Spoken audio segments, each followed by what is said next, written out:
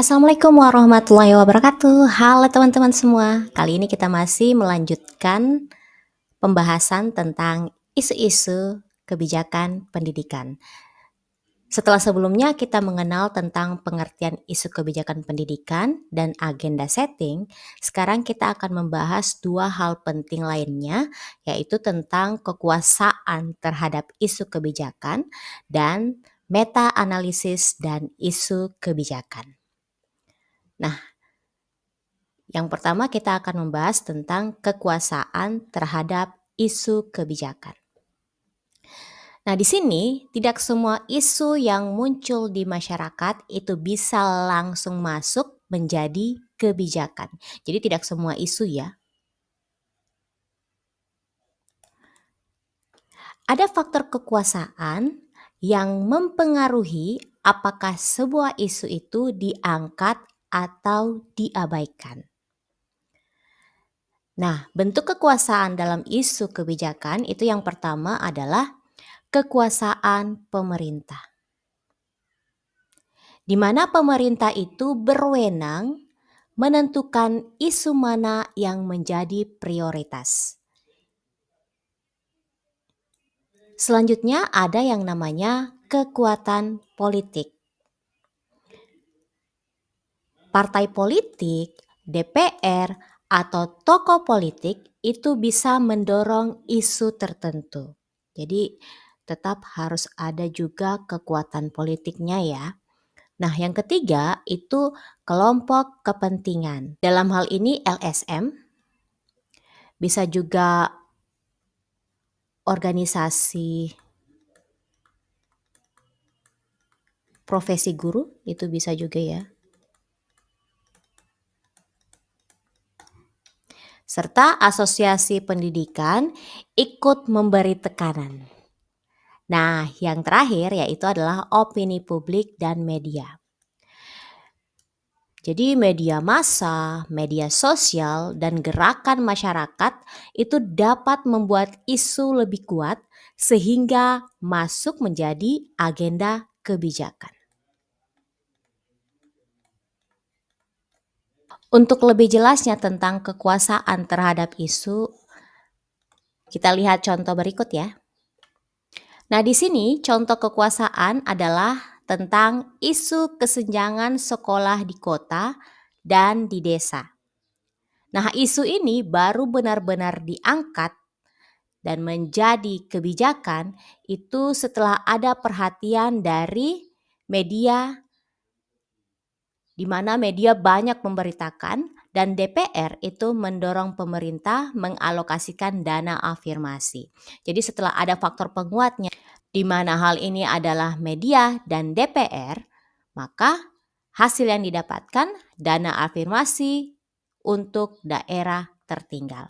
Jadi tetap harus ada faktor penguatnya, yaitu bisa media dan bisa DPR. Sehingga dana afirmasi itu bisa diberikan untuk daerah tertinggal. Oke, jadi itulah kekuatan dari kekuasaan. Selanjutnya yang kedua itu membahas tentang meta-analisis dan isu kebijakan. Apa sih meta-analisis itu? Meta-analisis adalah analisis terhadap berbagai hasil penelitian yang sudah ada, untuk mendapatkan gambaran lebih luas dan kuat tentang suatu isu.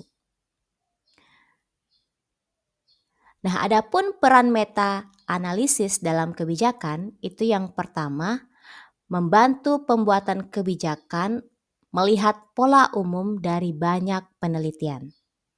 Selain itu, menjadi dasar evidence-based policy atau kebijakan berbasis bukti. Jadi harus ada kebijakan yang berbasis bukti.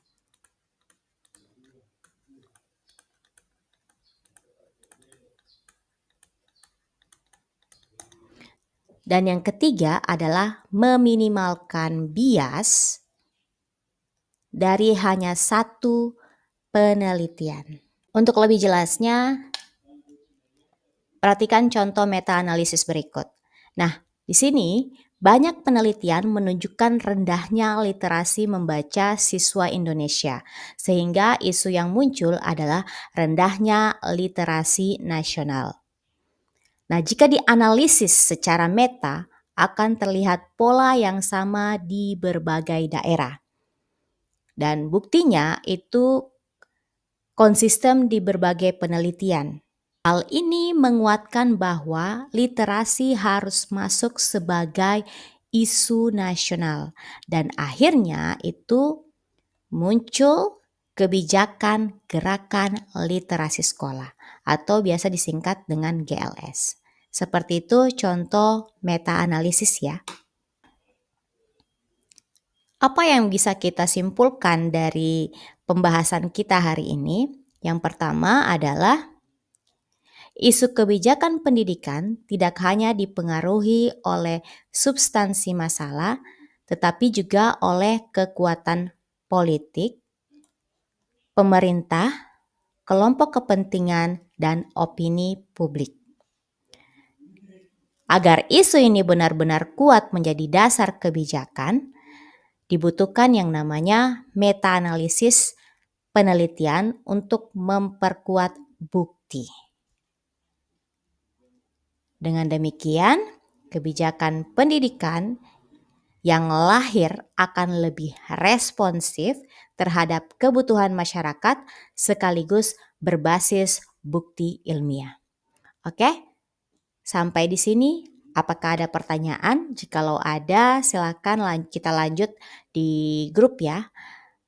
Saya akhiri, wabillahi taufiq wal hidayah. Wassalamualaikum warahmatullahi wabarakatuh.